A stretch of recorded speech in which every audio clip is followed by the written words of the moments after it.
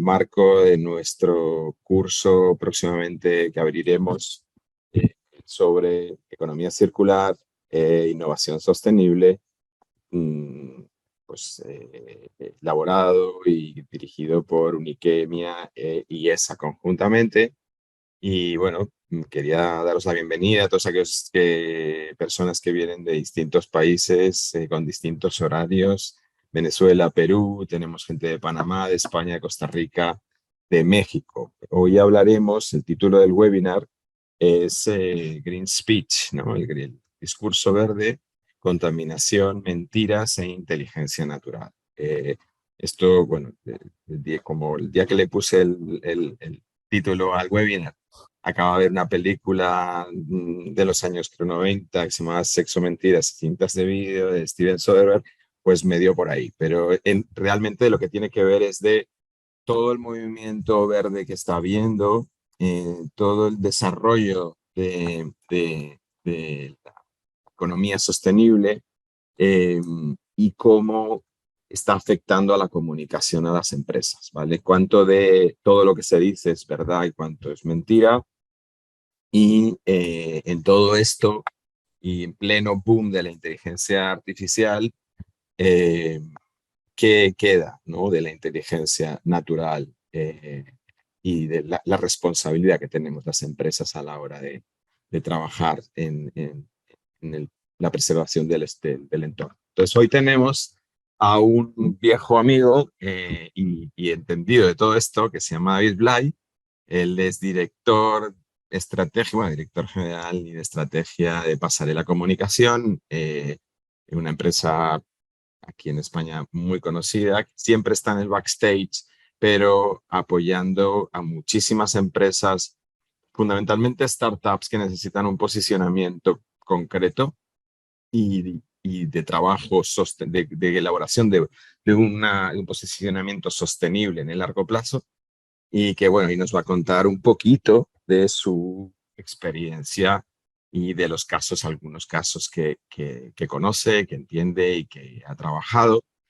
Y solo esto será una parte, una muestra de lo que nos contará en el marco del curso que próximamente abriremos sobre economía circular y innovación, innovación sostenible.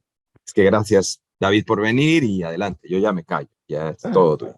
¿Cómo estás, Alex? Encantado de estar aquí. Gracias, Patricia, Gregory, gracias a Uniquemia. Efectivamente, no voy a desgranar todas las cosas que he tenido la suerte y que tengo la suerte de hacer, pero sí que es verdad que de un tiempo a esta parte me he encontrado con algo que comunicativamente era residual no hace demasiado tiempo y que se ha convertido en no solo una preocupación para la mayoría de empresas, sino que yo me iría mucho más allá y justo al otro lado, una preocupación muy grande para la mayoría de personas que quieren consumir productos, servicios y que son fieles o no tan fieles a las marcas que aparecen en este momento. Yo os pongo un poco en antecedentes. Llevo 25 años trabajando en el mundo de la comunicación. Empecé por el mundo del deporte, pero me fui diversificando hacia el mundo de la empresa y de las startups, también hacia el mundo de la sostenibilidad y de las personas con discapacidad, es decir, que todo lo que son las problemáticas que acucian un poco al planeta y a la sociedad en general en el día a día, las tengo muy presentes y de hecho no hace ni un año, justo en la primera intervención que tuve la suerte de hacer en el curso de Uniquemia, explicaba un proyecto que en aquel momento todavía no estaba cerrado y que poco después se cerró y que nos puede enseñar mucho de este título del que hablaba Alex. Yo estuve trabajando en un departamento que se llama Las Naves, que vendría a ser una de las patas de innovación del Ayuntamiento de la ciudad de Valencia, que es donde vivimos nosotros. La ciudad de Valencia está intentando apostar por una mejora de la sostenibilidad en muchos puntos, desde el transporte hasta intentar recuperar zonas verdes, hasta ser una ciudad más amable, hasta buscar zonas de sombra, que haya mucha menos movilidad de carbono y mucha más movilidad eléctrica, y como eso podríamos llegar a muchísimos puntos, ¿no? Y Valencia en aquel momento decidió intentar ser elegida como una de las 100 ciudades de Europa que el continente europeo buscaba para que lideraran esa descarbonización y que se convirtieran en las locomotoras para intentar ser neutras en carbono en el año 2030, para lo que no queda demasiado tiempo ya. Hay una directriz europea que habla de intentar descarbonizar la mayoría del continente en 2040 y de una descarbonización total en 2050,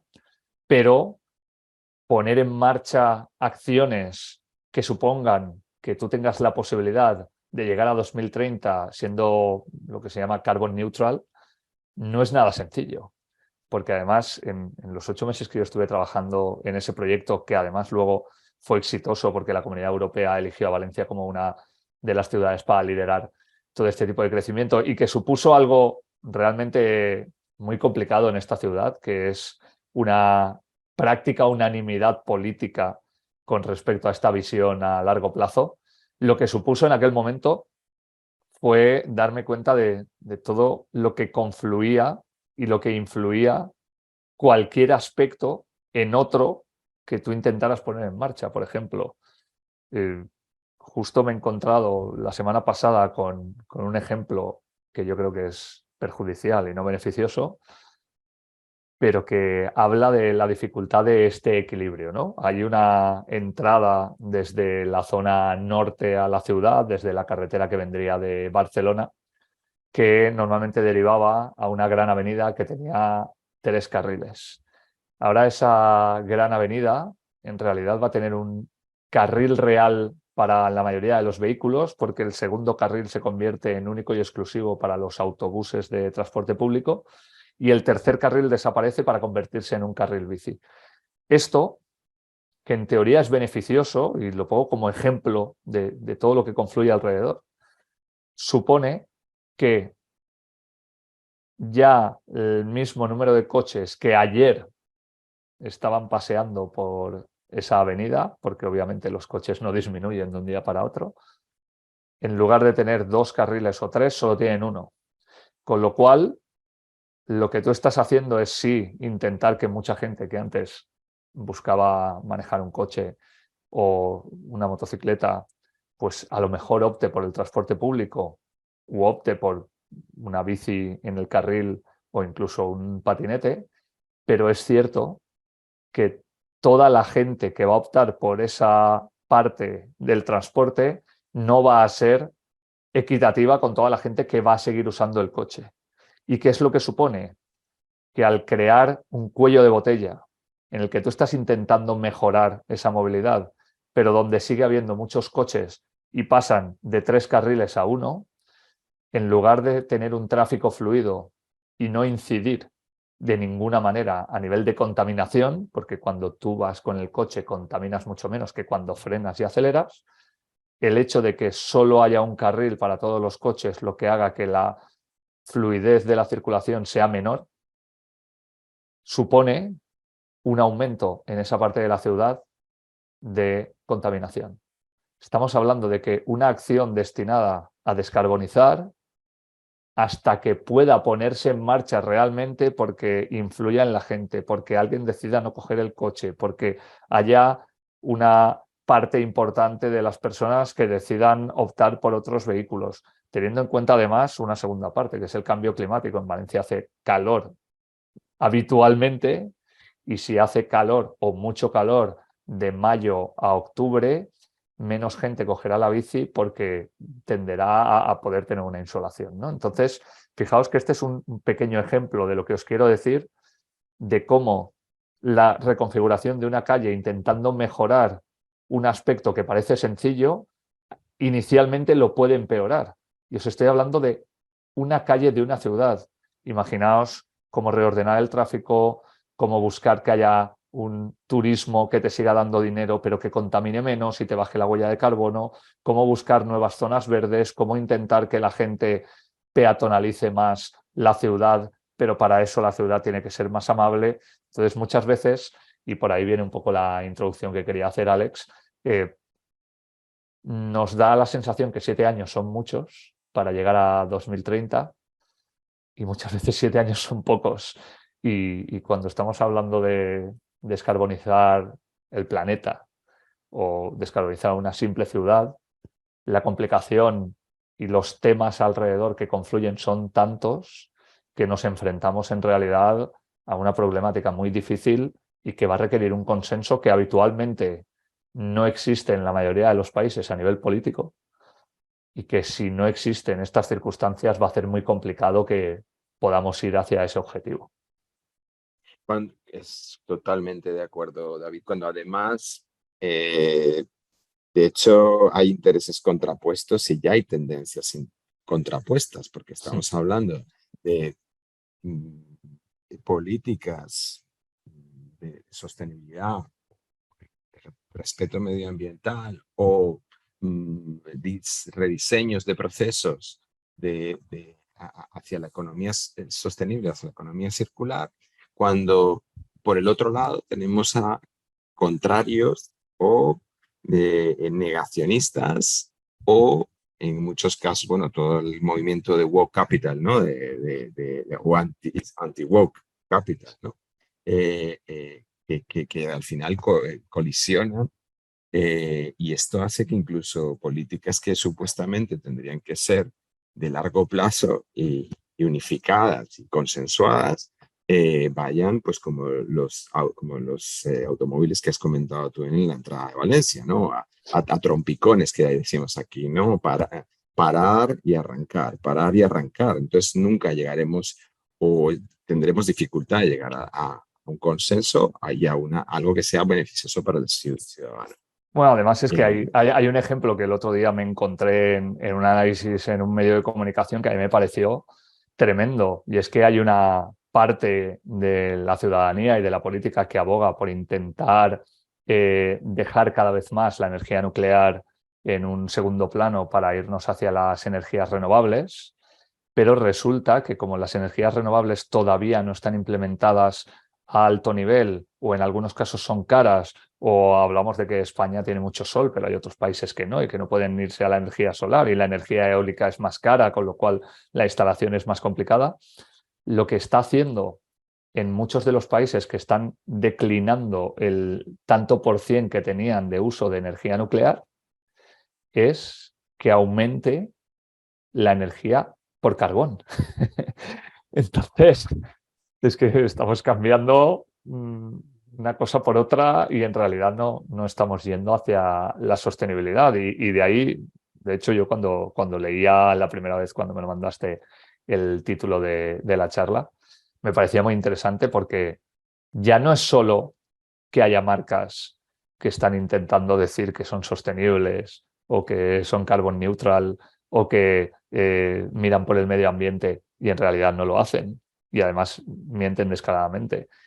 Es que estamos en un momento en el que le estamos intentando decir a todo el mundo que tenemos que ir hacia un punto determinado, pero ni siquiera las personas que tienen que tomar esas decisiones a corto, medio y largo plazo saben cómo hacerlo realmente. Y en el tránsito estamos perdiendo mucho tiempo que va a ser irreversible, y me parece un problema de orden mundial en estos momentos y de una magnitud que es muy difícil de estructurar, porque además, y esto es una conversación que hemos llegado a tener tú y yo personalmente, pues los intereses de España no son los mismos que los de China, o no son los mismos que los de Venezuela o los de México, y entonces va a ser muy complejo poder poner a un planeta a remar hacia el mismo sitio de la misma manera, con las mismas circunstancias. Y esto es así. Al final los intereses están contrapuestos, como te decía, tanto a nivel de grupos de interés o stakeholders o incluso inversionistas de empresas o dentro de países, ¿no? Entonces, claro, esa desalineación lo que está dando es digamos, una parálisis o avances en sentidos contrapuestos o incluso contradictorios. Entonces, cuando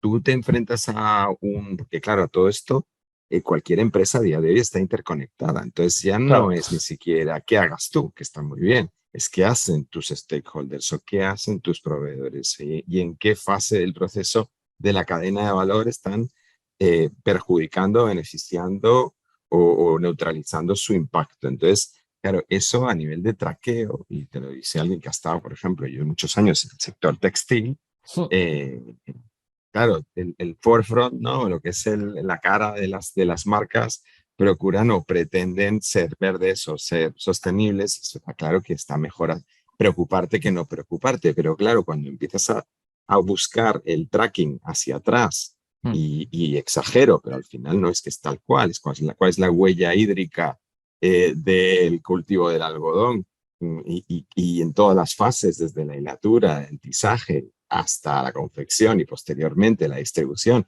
y el consumo doméstico de esa prenda, los lavados continuos. Cuando tú analizas todo eso, es muy difícil de traquear, de hacer el seguimiento del impacto global. Eso a nivel de empresa textil se ve muy claramente porque somos usuarios de prendas, pero a cualquier nivel, a nivel de Claro. microchips, a nivel de materiales conductivos, a nivel de lo que sea, de Bueno, energías, ¿no? te voy a poner un Como ejemplo, ya que estamos hablando un poco de la ciudad y de las políticas, ¿no? Porque yo creo que, fíjate que incluso a nivel textil o a nivel empresarial, podría llegar un momento en que todos los actores o todos los agentes fueran capaces de encontrar la manera de ser sostenibles. Y entonces la cadena funcionara en esas circunstancias, como tú que trabajaste en un sector textil, estuviste en un proyecto que rebajó la huella hídrica de la confección de unos pantalones vaqueros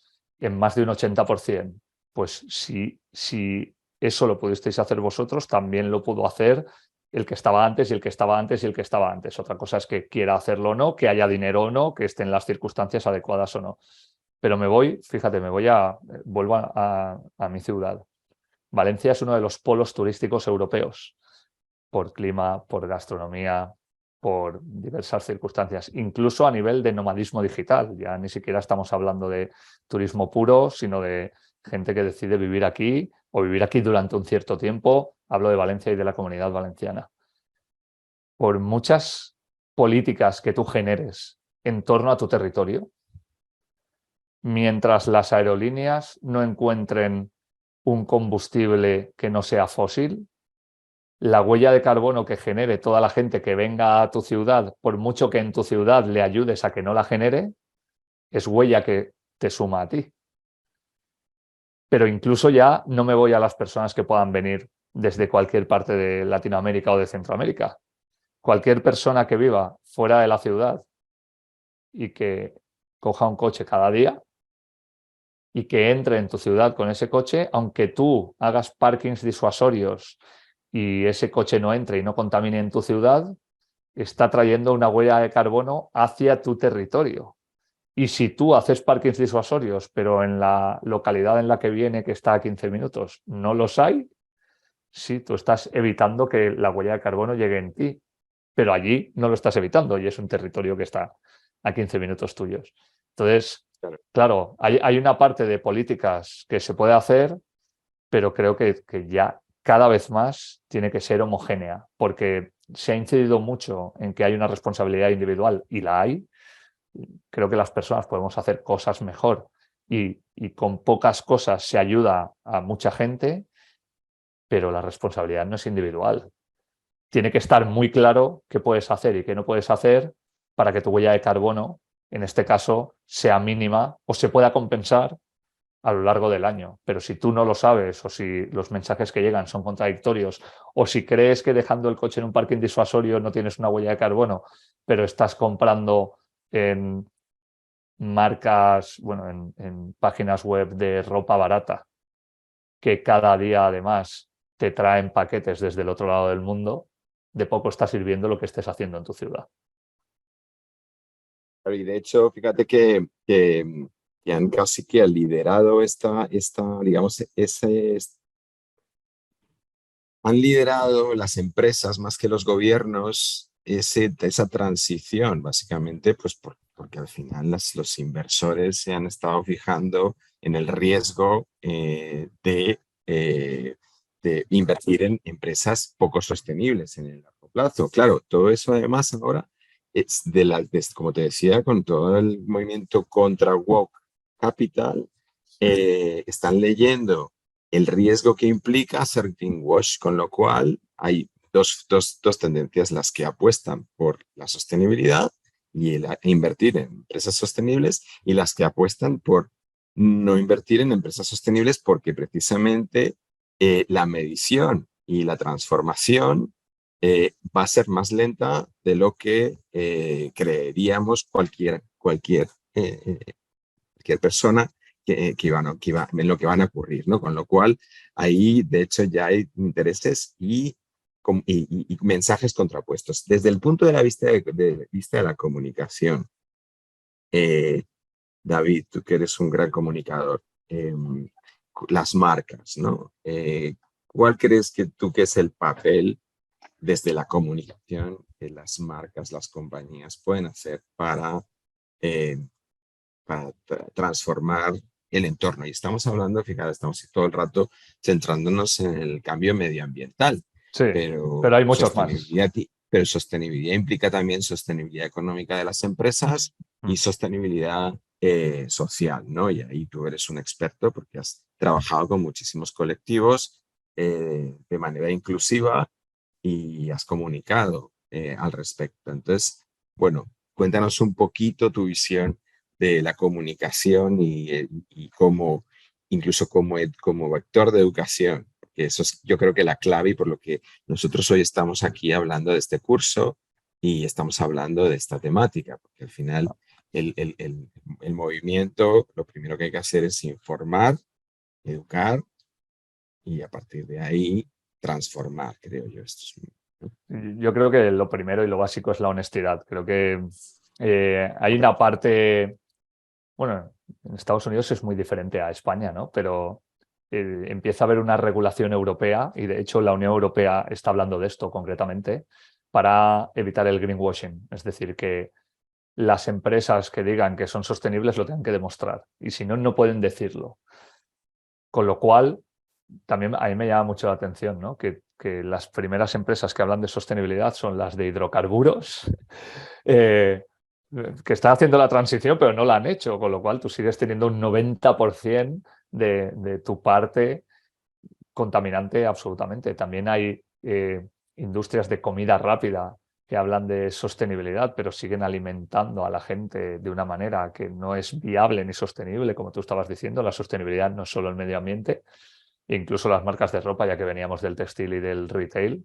Hay gente que está hablando y son marcas europeas como H&M de Conscious Collection, ¿no? de una colección consciente con el medio ambiente y el 72% de lo que compone esas pantalones o camisetas o chaquetas son productos sintéticos, con lo cual, bueno, pues sí, puedes decir que un 28% es no problemático para el medio ambiente, ya, pero bueno, sigue siendo un 72%, ¿no? Yo creo que también tiene que haber una transición. La gente es perfectamente consciente que si en su vida diaria no puede hacer una transición rápida hacia la sostenibilidad a todos los aspectos, las propias marcas que tienen empresas en todo el mundo y que tienen unas cadenas que incluso tienen unas partes salariales, no pueden cambiar de la noche a la mañana, pero creo que hay una parte que no se está contando y es, tú no puedes pasar de ser conscious a no o de ser carbon neutral a no. Tú vas a tener un camino y en ese camino lo que tienes que hacer es ir comunicando durante el camino y explicar qué es lo que quieres hacer, cuáles son las cosas que vas a hacer, dónde quieres llegar, ponerlo además por escrito y con unas fechas muy concretas e ir haciendo hitos, ir compartiéndolos con la gente, porque en la medida en la que vean que tú te estás transformando, ellos o ellas no solo van a confiar en ti, sino que te van a consumir. La gente cada vez más, sobre todo la generación Z de los millennials hacia abajo, quieren consumir marcas con las que se identifican y les da igual que tengan un contrato con un deportista de élite si ese contrato no supone algo que les está haciendo emocionarse. Entonces, por lo que me preguntabas de los ejemplos, justo el día 10 de junio va a comenzar en Valencia un torneo WTA de tenis, donde va a haber algunas de las 100 mejores jugadoras del mundo, que es el BBVA Open Internacional de Valencia. Ese torneo fue hace 3 años, el primero del mundo, que decidió compensar toda su huella de carbono a través de una startup que ya es una empresa grande nacida en Valencia que se llama Climate Trade y que lo que hace es compensar el carbono que tú hayas generado durante un determinado periodo de tiempo mediante la compra de créditos, que lo que hace es generar algunos proyectos en otros lugares y acaba haciendo esa compensación. Pero vamos más allá. Este año, este torneo ha decidido hacer una auditoría interna para ver de qué manera está cumpliendo y liderando la imagen de los objetivos de desarrollo sostenible. Y como tú decías antes, Alex, esos ODS no son solo salvar el planeta. Esos ODS son tener una equidad entre hombres y mujeres. Esos ODS hablan de igualdad salarial.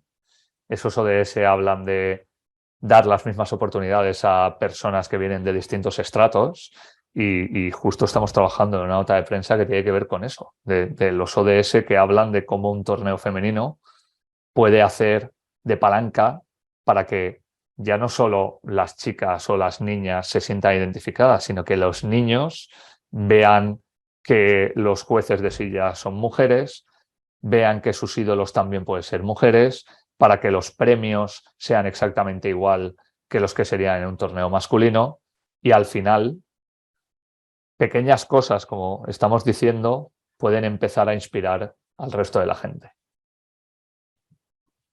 Y hablando de niños, ¿no? Porque claro, o de generaciones más jóvenes, ¿qué papel crees que tienen las empresas a la hora de educar a las nuevas generaciones? Incluso cuando hablo de empresas, no hablo solo de empresas, hablo también de personajes porque yo creo que es quizá de las cosas más determinantes, ¿no? Es como de las que más impacto tienen. Y yo realmente, fíjate que llevo años en esto, no escucho mucho respecto de la educación. Yo creo que es un problema muy grande y que la mayoría de los referentes que tienen los niños y las niñas llegan muy jóvenes a un estatus muy difícil de gestionar mentalmente y es muy complicado que la mayoría de esas personas puedan ser ejemplos. Es decir, cualquier deportista de élite que con 18, 19 o 20 años gana millones de dólares está expuesto o expuesta constantemente a los medios de comunicación y luego tiene una idiosincrasia, una vida privada y un crecimiento y una historia de vida que no tiene por qué ser perfecta ni tiene por qué ser impoluta.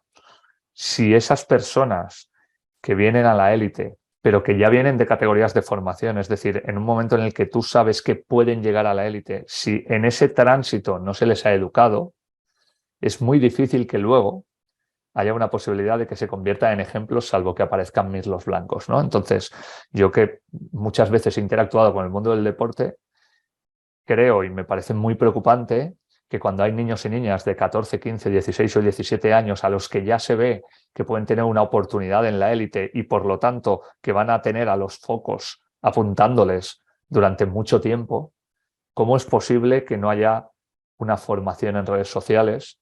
¿Cómo es posible que no haya una formación en oratoria?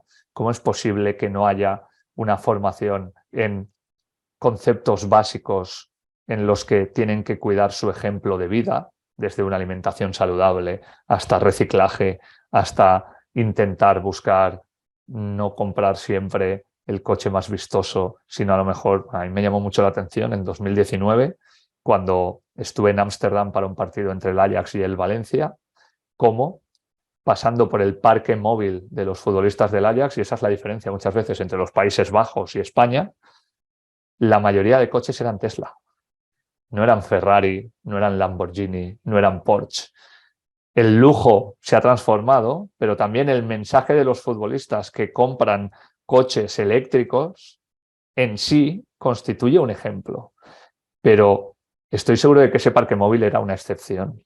Entonces, para mí la educación es fundamental y creo que es muy problemático porque le exigimos a gente que no es madura para dar ejemplo y que muchas veces desconoce estas problemáticas de las que estamos hablando tú y yo, o no las ha vivido, o fíjate, o viene de mundos muy pobres en América Latina o en Centroamérica, en los que simplemente ha crecido gracias al deporte, pero su familia ha sido muy humilde, que no sabe lo que es reciclar porque cualquier botella era un tesoro para poder comer al día siguiente. Entonces hay mucha problemática si no hay una educación detrás. Bueno, de hecho, probablemente mucha gente entienda mucho más sobre economía circular en países menos desarrollados que en países Claro, desarrollados. Y esto es algo que tendremos que medir y aprender en cierto modo, ¿no? Pero, bueno, está claro que la interconexión hace que la transformación hacia la sostenibilidad, hacia la economía circular sea cada vez más compleja. Está claro que tenemos que medir. Y está claro que sin duda, como tú dices, ¿no? Ponernos objetivos claros, explícitos, eh, que formen parte además de un mensaje de marcas y de personajes, y que esos personajes y esas marcas, esas empresas tengan su ejemplo. Yo habría preferido que los futbolistas que decías, ¿no? Del Ajax eran, ¿no? Bueno, sí, si más siendo Holanda, seguramente podrían ir a los estadios y ya alguno lo hará en en bici, ¿eh? bicicleta, Sí. en vez de ir en Tesla, no. Pero claro, tampoco vamos a parar la economía.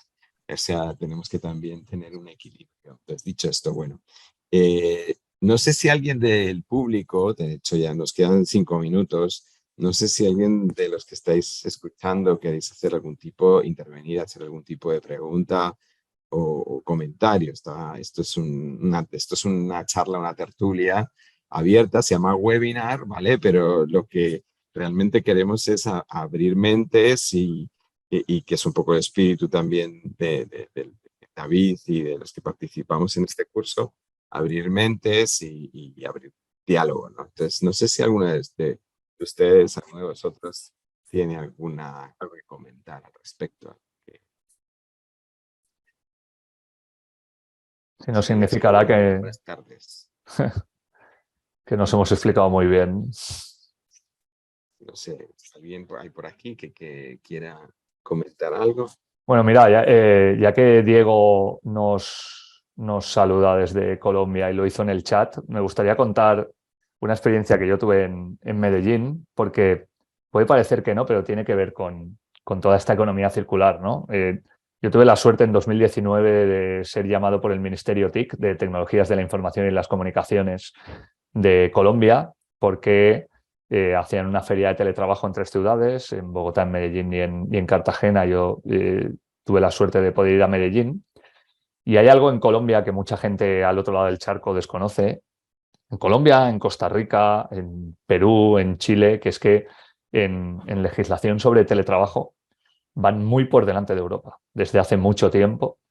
Y eso significa que ya no solo estamos hablando de conciliación y de flexibilidad, estamos hablando de reducción de tránsito en coches y en motocicletas en ciudades, con lo cual una bajada de contaminación, en que muchas veces muchas personas piensan que al deslocalizar los centros de las ciudades deja de haber consumo en esa parte, pero no se dan cuenta que la gente que se queda en su casa consume en el otro lado, es decir, que ese equilibrio del que tú hablabas, Alex, se mantiene a nivel económico.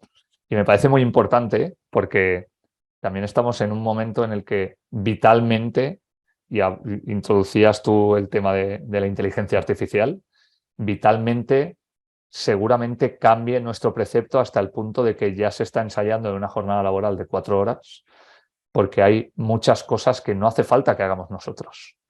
No significa que no podamos hacerlas y que vayamos a perder el trabajo, no. Significa que cosas que antes nos costaban mucho tiempo ahora nos pueden costar menos tiempo, con lo cual vamos a tener la posibilidad de poder expandirnos más. Eso también mejora la economía, pero también puede suponer un riesgo de desplazamientos, ¿no? Entonces, creo que hay muchos aspectos tangenciales que son un poco difíciles de medir, pero que nos van a influir en los próximos años. Sí, sin duda. Mira, pregunta. Bueno, se ha activado el chat, muy bien. Dice Ricardo José, dice, muchas gracias por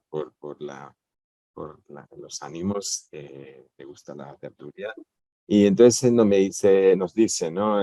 Observamos una tendencia al crecimiento del greenwash y esta tendencia está siendo más observada por parte de la sociedad.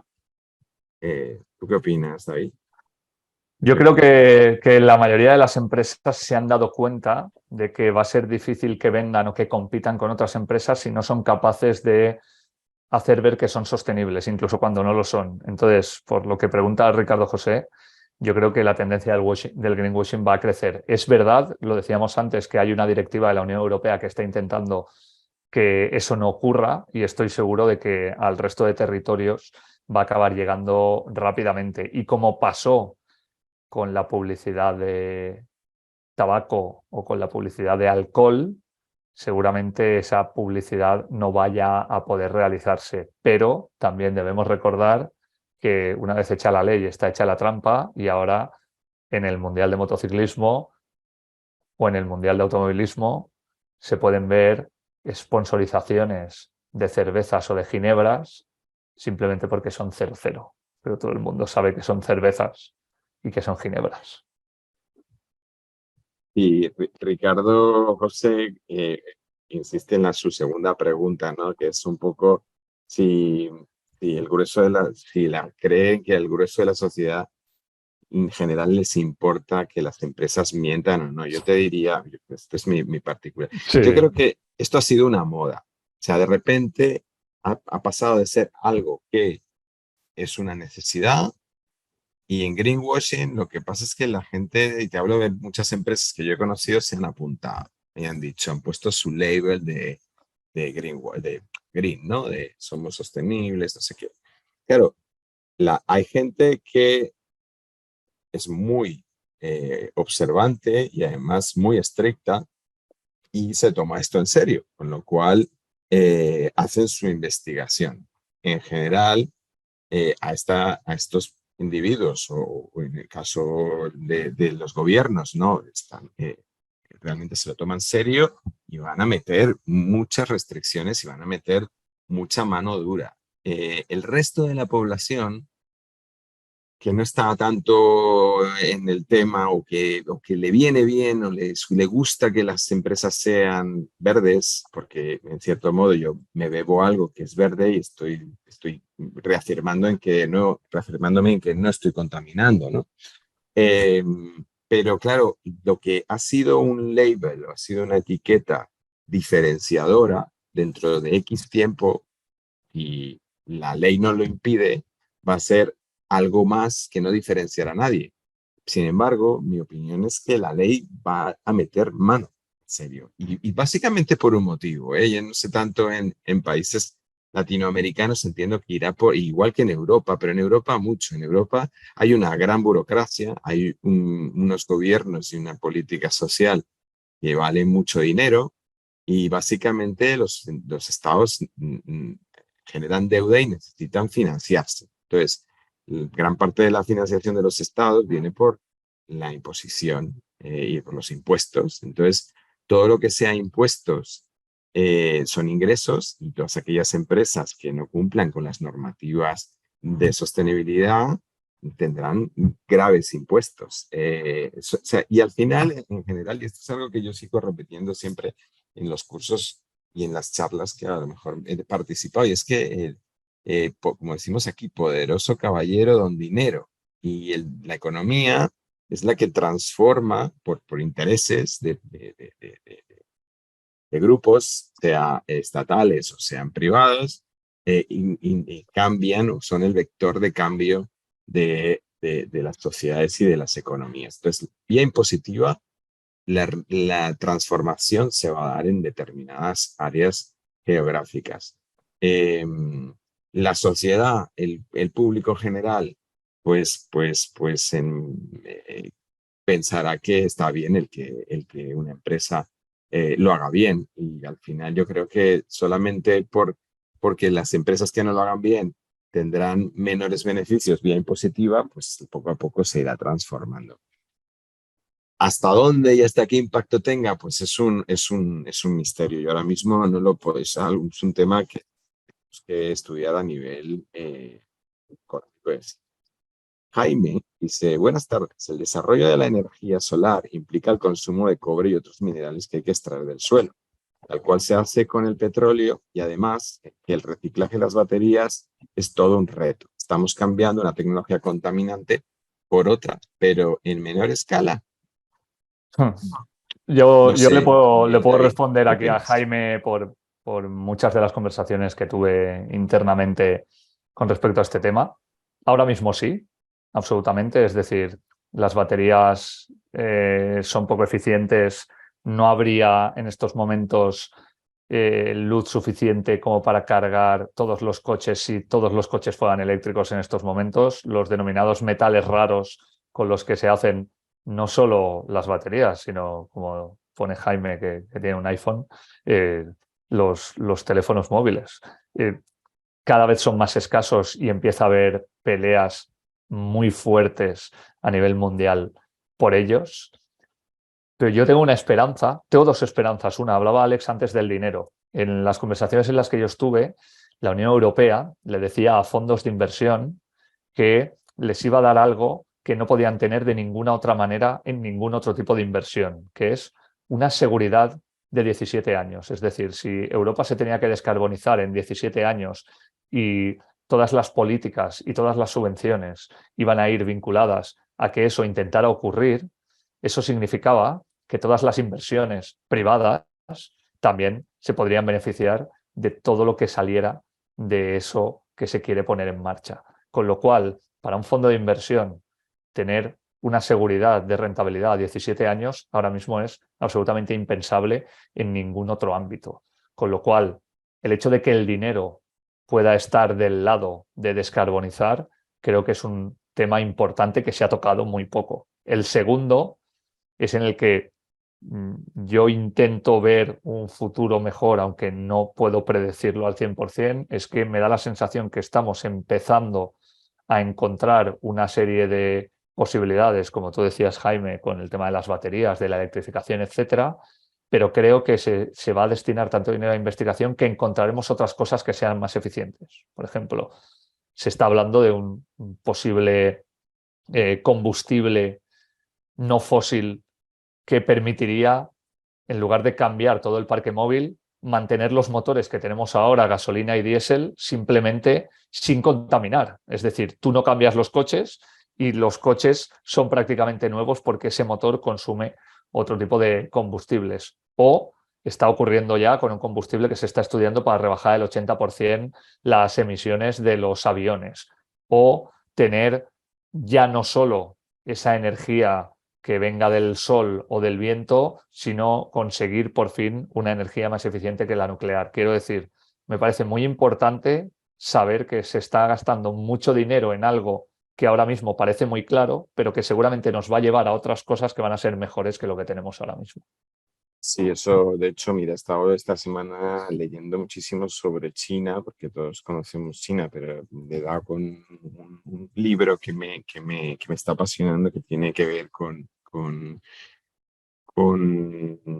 bueno, cómo se está transformando el planeta, y hay un capítulo específico sobre China y abarca casi los 5.000 años que tiene China de historia. Y justamente te, yo no es que sea un fanático de los chinos, pero está claro que tienen un legado muy importante y tienen sobre todo determinación. Y estaban hablando, una de las grandes vías de investigación, porque precisamente toca el tema de la energía, las energías alternativas, y ellos ya están bastante avanzados y cada vez están más avanzados, parece ser, en la fusión nuclear. Lo cual, claro, puede dar muchísimas alas a energía inagotable y limpia. Pero no solamente es en tema de fusión nuclear, sino que es en otro tipo de energías alternativas donde está habiendo muchísimos capitales a nivel, sobre todo de las grandes potencias, a nivel de investigación. ¿Eso va a llevar a errores de cálculo? Seguramente. Pero bueno, esto es la innovación de la que hablamos, ¿no? La innovación sostenible, que es ensayo, error, hasta que poco a poco vamos averiguando. Nosotros nos ha tocado un momento apasionante donde puede pasar cualquier cosa y además donde están pasando cosas de manera muy rápida. Entonces, yo la verdad personalmente me siento muy afortunado de vivir esta etapa de la historia y seguramente que no veremos la solución al problema ni al enigma, pero yo soy positivo, yo creo que, y optimista, yo creo que poco a poco iremos encontrando el camino. Eh, es un poco mi opinión. Señores, no sé si, no, señoras, no sé si tengo, gracias a todos por las opiniones y gracias Patricia por compartir la información sobre el curso de Economía Circular, Diplomado de Economía Circular e Innovación, Modelos de Negocio. eh, y bueno, empezará concretamente el 12 de junio, eh, donde estará David, pero estarán otros profesores fantásticos con muchísima experiencia tanto en la parte más de medición, en la parte de consultoría y en la parte de proyectos concretos. Hay una parte que tiene que ver mucho con la teoría, pero otra que tiene que ver mucho con casos prácticos. Hay un gran equilibrio, precisamente porque así lo creemos que es importante ilustrar con ejemplos lo que intentamos explicar teóricamente y bueno, os invitamos a que os unáis a nosotros. Suelen ser grupos o cursos muy dinámicos con muchísimo diálogo, muchísima discusión abierta, pero sobre todo son cursos en los que intentamos sembrar, nunca mejor dicho, la semilla de la curiosidad y del interés y la determinación para el cambio hacia la economía circular y la sostenibilidad. Eh, yo me encantará que los volvamos a ver y David también. Y bueno, ha sido un placer trabajar, tener con nosotros esta tarde y esperamos verlos pronto. No sé, David, si quieres decir algo más.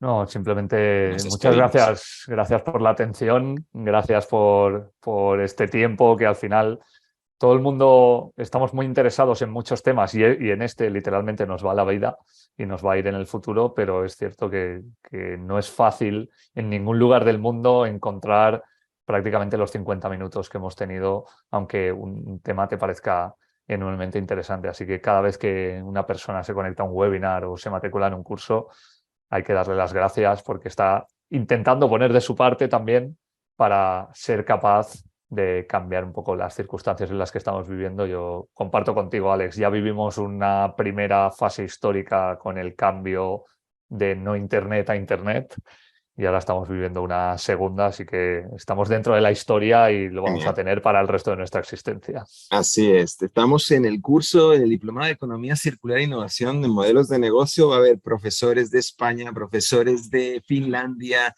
profesores de Inglaterra, profesores de Latinoamérica, distintas experiencias, distintas, con distintos contextos y mucha riqueza de contenido y de buenos propósitos para el cambio. Muchísimas gracias a todos. Muchísimas gracias, David.